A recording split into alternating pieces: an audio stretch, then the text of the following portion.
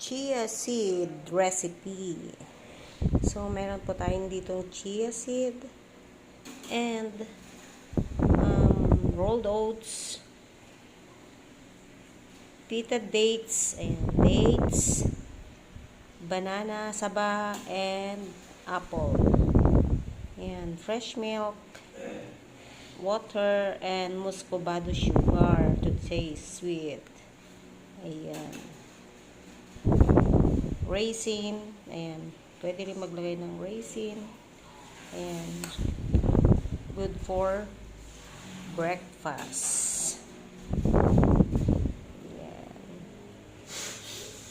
Let me raw. It's a raw diet recipe.